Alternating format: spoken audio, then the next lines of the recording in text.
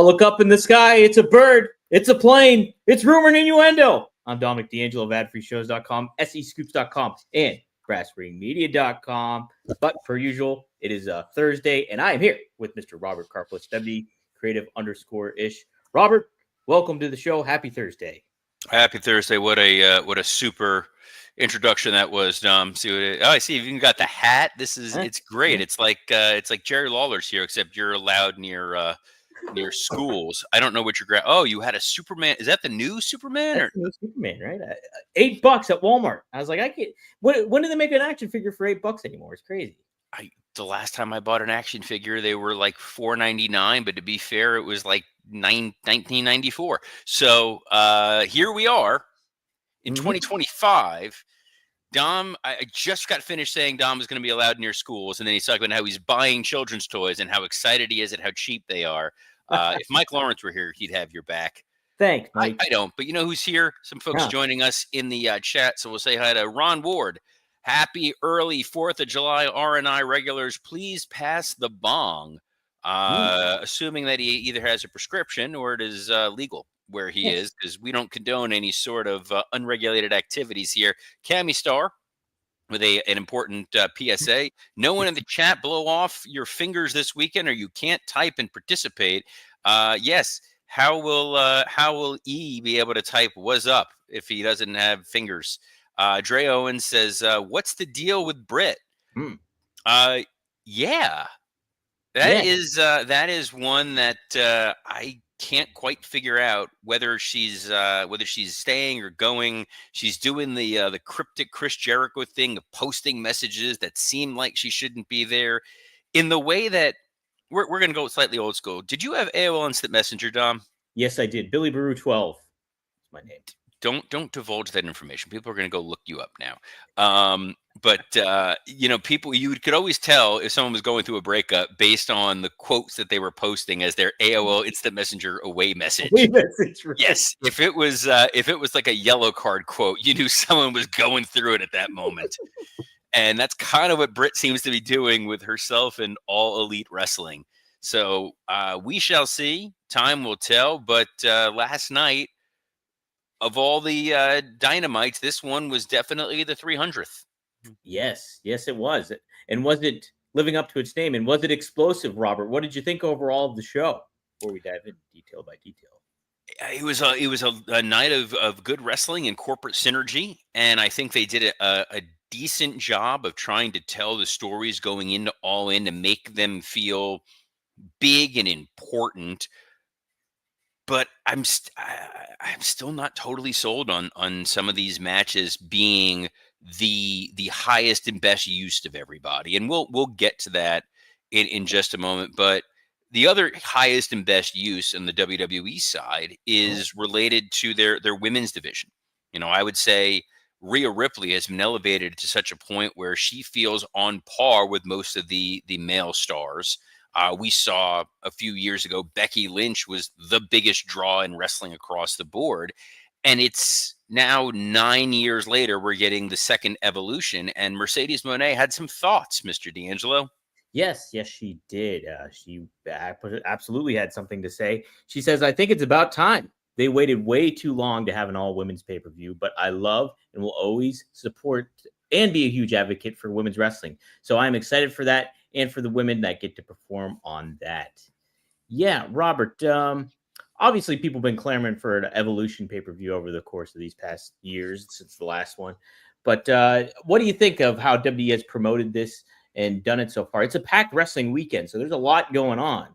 And to get eyes on everything is kind of still digestible of how things are lined up. But what do you think overall how the promotion has been for it? So they partnered it up as part of this Atlanta bundle. We've got Saturday night's main event there as well. So you're trying to make it another wrestling weekend.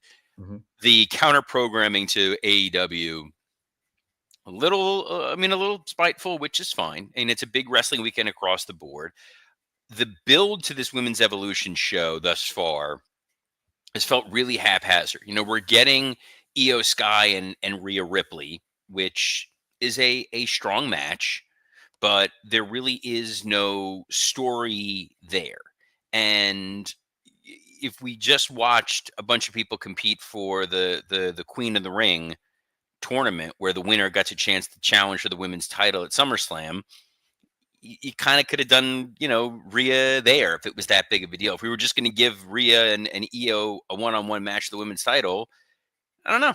It just feels a little lackluster. It did kind of feel like what they could have done is Rhea challenging Io, Asuka challenging Io, and them saying we're going to settle this in a number one contenders match at Evolution.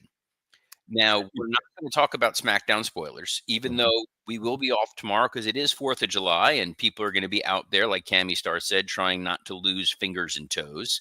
I don't know what the weather is in Pittsburgh. If you're able to go out and enjoy the weather right now, it's a dark and stormy Thursday here in South Florida. It's beautiful here in Pittsburgh right now. Well, it's beautiful in Pittsburgh. Or a little but they did set a couple matches, or at least a match for Women's Evolution for SmackDown that we're not going to get to. But the show was kind of being built around Nikki Bella versus Liv Morgan, which we know is not happening with Liv Morgan being on the shelf. There is this women's tag 4-way match with Raquel and Roxanne taking on a representative from Raw, representative from SmackDown, representative from NXT.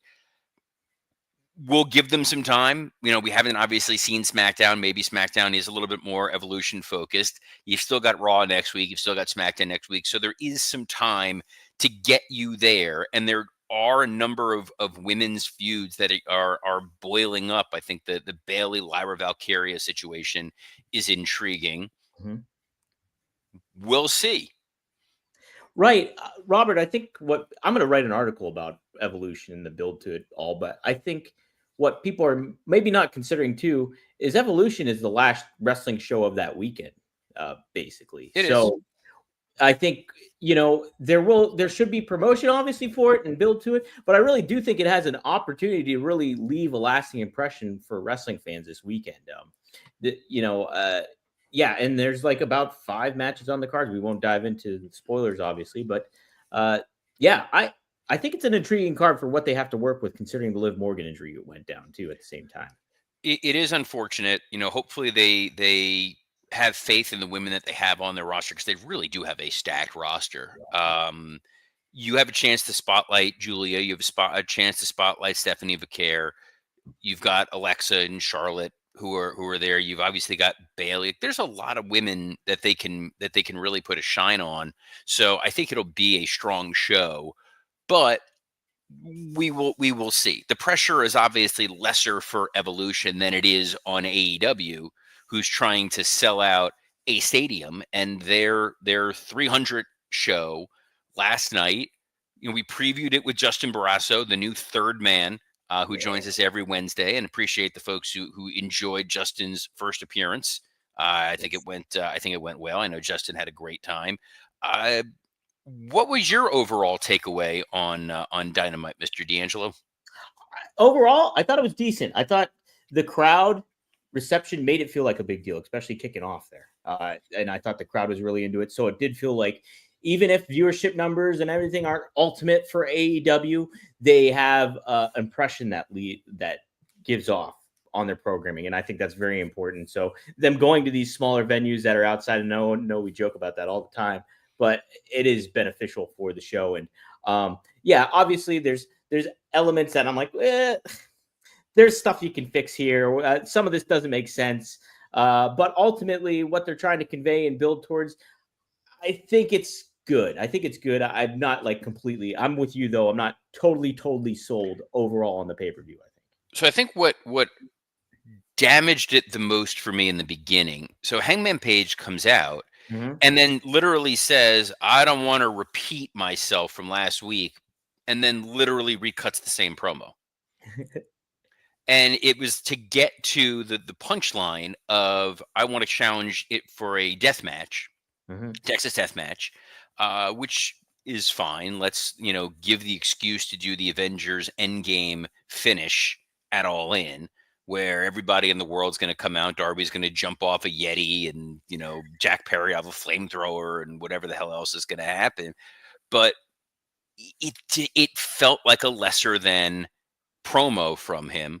And then Moxley being in the crowd, and then the rest of the Death Riders attacking, and then the ops show up. It's like, all right, we've kind of seen all this. What I did appreciate the most was Hangman, to prove how much of a tough badass he is, hit a woman. I was like, oh my god, okay. Yeah, I don't know. It's that felt a little kind of out of place, but at the same time, I don't know. It's they've been building Marina Shafir as this world beater too at the same time, so I don't know how I feel about it. It felt a little weird. It did feel weird though, Robert. I will say that. Again, I think part of the, speaking of women's evolution, like there was a time where you would have that sort of male on female violence that existed in wrestling. We've seen Steve Austin stun women. We've seen The rock bottom Stephanie McMahon. Crowd goes nuts for it.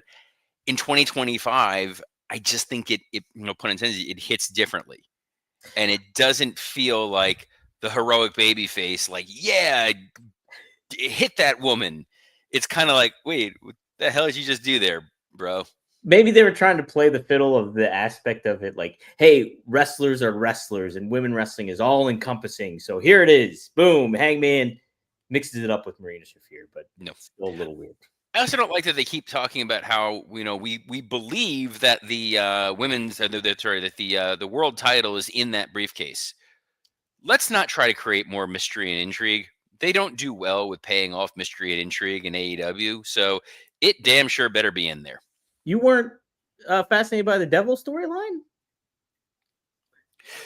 Mina Shirakawa and Mercedes Moné had a match that we thought either Mina Shirakawa was going to win the title, or we were going to get some kind of crazy sports entertainment-y finish, and instead they gave this away for free, and Mina Shirakawa loses.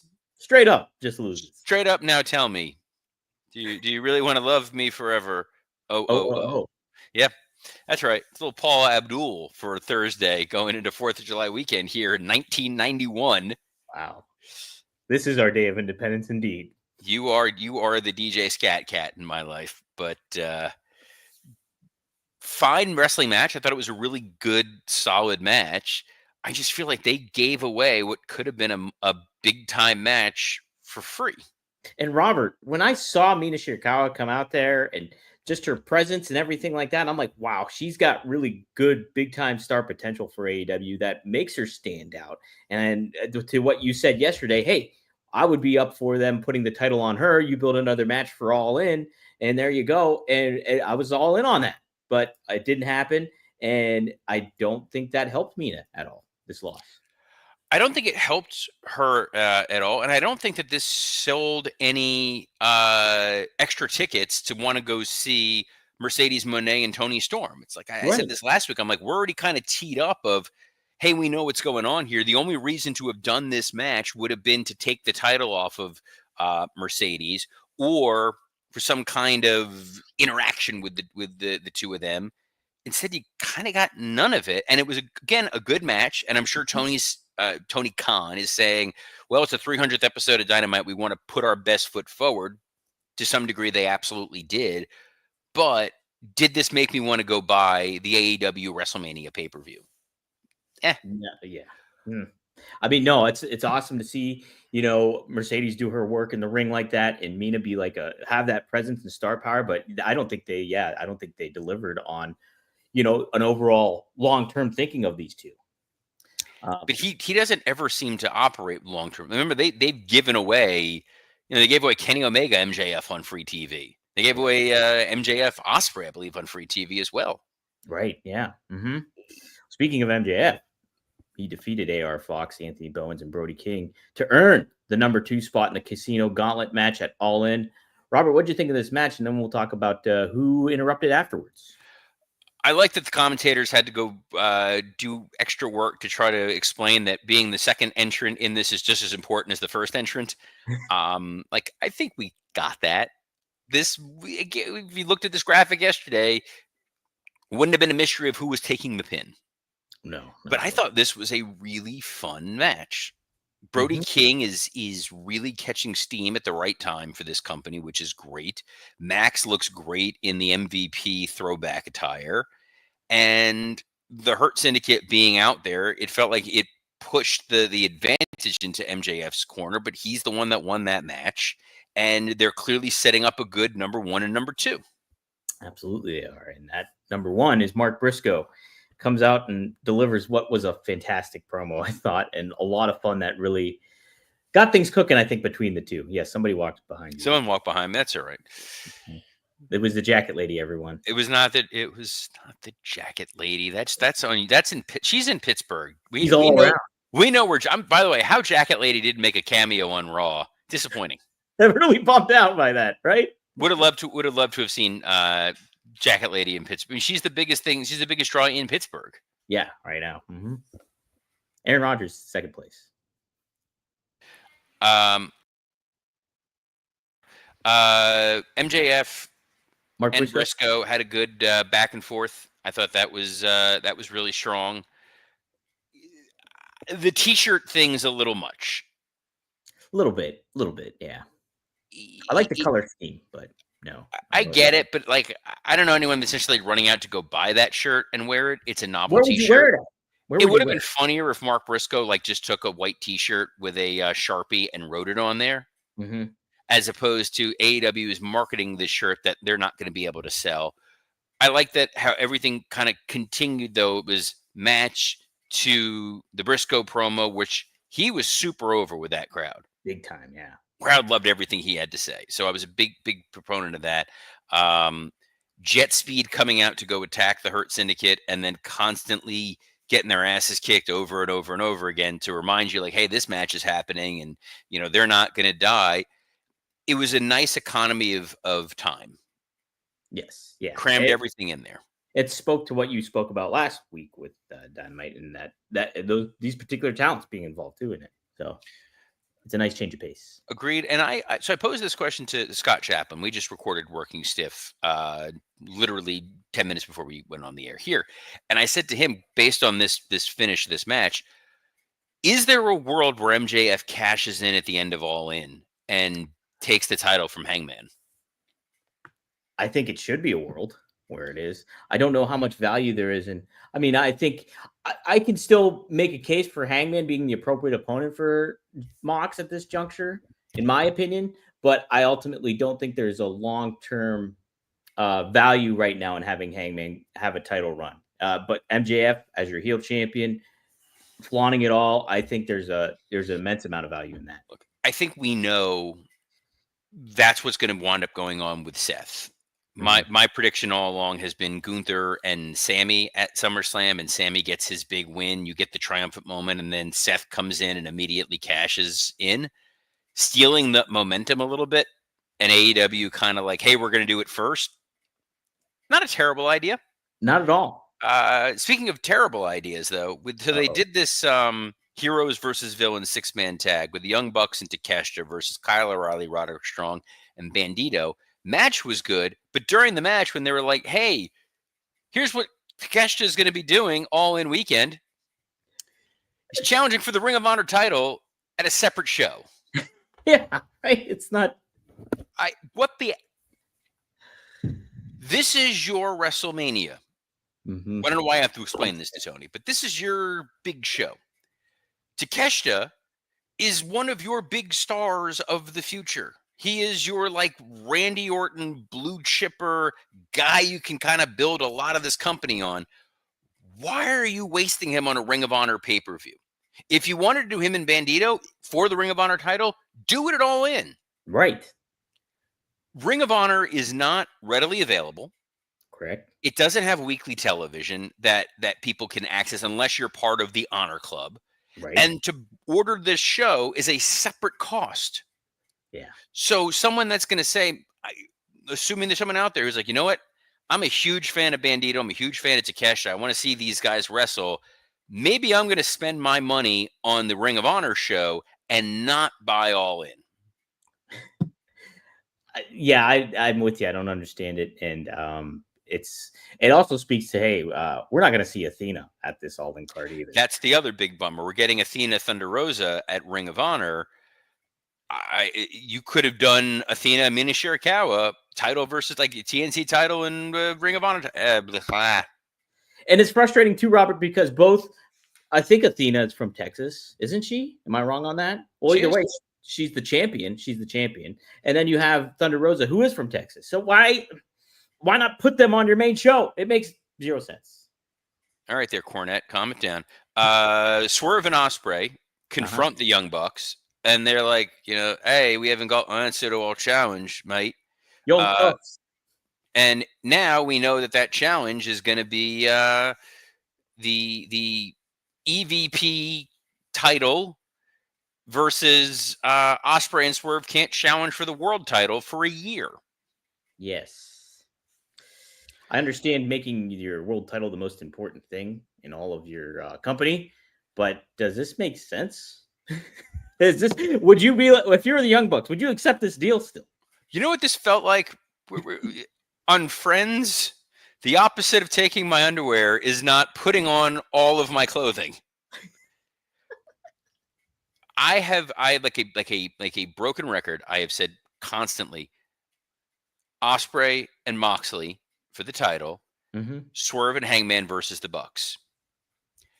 Can you imagine if it's Swerve and Hangman? They hate each other, but they hate the Bucks, and they're forced to do this. And the Bucks are like, "You got to put something on the line." And one of these guys says, "Both of us can't challenge for a year," and the other one's like, "Wait, what the hell did you just do, man? Like, we don't like each other, and because they don't trust one another, there is the implied mutual destruction of Swerve or Hangman being like, I'm going to throw the match just to spite you so you don't get a title shot for a year." Robert, you completely changed my whole position on the aspect of Hangman Page is okay for challenging John. That's why I was saving that for you. But you completely on the other hand, here's the big flashing angle alert light line. All In next year is in Wembley. Yep. So they're trying to do the Cody Rhodes thing of you got to wait a whole year to see him win the title. They clearly want Ospreay to win the title in London. So by not letting him challenge for a year, you can let him do other stuff without people constantly saying like, hey, why is Ospreay not challenging for the title? But also, there's a match on All In with this guy, Kenny Omega, and this guy, Kazuchika Okada, where they're fusing their two belts into a new belt. What are they calling it? Is that exempt from the 1 year statute of limitations? I have no idea what the hell that title's called. I already forgot. Do you not know? Did you not know? I genuinely don't even remember what it is. It's the unified title, Robert. Is that exempt from this 1 year moratorium? No, I don't think so. He can win. So then the stipulation means nothing. Oh, good point. Well, that's why I hope that they win the match, because this whole EVP thing, they haven't served it well. Well, they tried in one episode, like 2 episodes. It's like last week, like, hey, you have to wrestle an hour early. And then this week is we put a sticker on a limo that we rented. Ooh, feel the abuse of power. Wheeling and dealing, baby. Give me Tony Khan. What's our decal budget? Oh, no. I got to call Dad. Let's call FedEx. Hey, Dad. Hey, Dad, we just spent all this money on 3 decals. We can't peel it off. We lost our deposit. I respect the aspect of them making an effort, at least, of doing a video stuff and all that kind of thing, because that's what we've been critical of AEW for. But by the way, if this week's episode of Working Stiff, I talked about that segment and how I would have actually booked it. So that's a little tease right there to go check that out. How I would have WWE creative-ished it up a little bit. But instead, we got Ospreay and Swerve versus the Barrister Mortos. That's correct. I'm so excited that. And was it Jalisco? Jalisco was. It was the least of those. So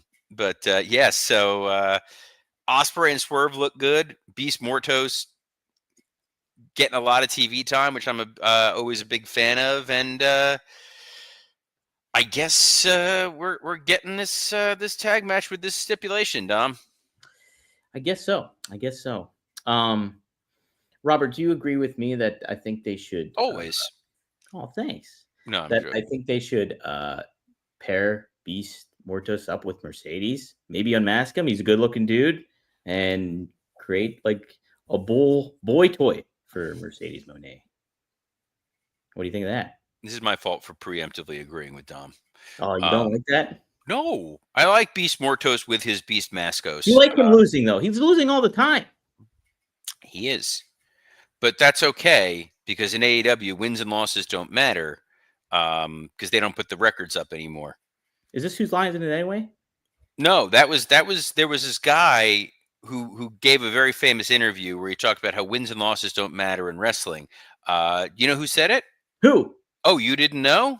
Oh yeah, my guy. Yeah. By the way, the picture of you and him on Facebook is such a Make-A-Wish picture. It's Every delightful. picture I'm in is a Make-A-Wish picture. Every picture you're in, that one in particular, it was something special. But what was special for some people was Kota Ibushi and Kazuchika Okada, and yesterday Justin Barrasso in his very dark cave that he was talking to us from, in the 1970s den of darkness, said, well, there's no way they're going to give this match away for free. And if they did, it'll probably have a schmoz finish. And I said, no. Tony Khan will find a way to screw this up entirely. And guess what, Dom? Guess what? They gave us a full match with a clean finish for free. Robert, just frustrating. Look, good wrestlers, good match, all that stuff. You bring Kota Ibushi back, and he's just fodder for Okada. That's it. And Okada fodder. I like it. Wow, look at this. We are synergistic today, Robert. Is that a word? Synergistic is a word. Yes. Yes. Mm-hmm. Dre Owens here says Harley Cameron, Mercedes, and Mortos should be a group. Harley with Mercedes and Mortos puppets. Guys, where the hell is Harley Cameron? She got hurt, right? Her face got busted up. I don't know. And I think she's legit hurt. Right. You can use her for puppet shows. Yes, you can. The fact that they do not have a weekly Harley Cameron puppet segment, the hell are we doing here? Right. You know what we're doing here, Dom? What are we doing? We're doing Rumor and Innuendo. Yeah. Every Monday through Friday at noon Eastern, except tomorrow because we'll be off for 4th of July, and except apparently when it rains in Pittsburgh, because the tinfoil holding up the antenna for the one internet connection in the entire city just flops over. I was trapped in Starbucks. Yes, you and Heinz Ward were both just hanging out there, being like, "What are we gonna do?" Heinz Ward, that's a callback. I picked a random one for you, but we will be back on Monday on a plethora of damn it, Eric Maroon just hello mother, hello father. Ibushi is Okada fodder. You know what? You don't get enough Fallon Sherman on this show, and it's a shame. And thank you so very much for that. Moments. Oh my gosh. That one caught me. That was good. What's good is that Working Stiff will be up later on today. It's already in Dom's inbox, so it'll be posted shortly. It's a good way to kick off your 4th of July weekend since we won't be on tomorrow. You can just pop that in your ear holes anywhere you get your audio podcast. Same place you can get the audio version of Rumor and Innuendo. You want to go back and listen to yesterday's episode with Justin Barrasso. If you miss it, you don't have to watch him from that weird dungeon cave that he's living in. You can do so. But we'll be back on Monday on a plethora of platforms, including the WWE Creative_ISH X account, the @Dominic D'Angelo X account, the @SE Scoops X account, and on YouTube on ad-free shows and Rumor and Innuendo. So I hope that you celebrate the independence of your country by blowing up a small portion of it. And on behalf of, that's not Clark Kent over there, is it? Oh, no, there's no glasses. There's no glasses, so it can't be him. On behalf of a Superman and a super producer, Dominic D'Angelo, I'm Robert Karpolis. Best of luck in your future endeavors. Team America? Heck yeah, right? I said it right.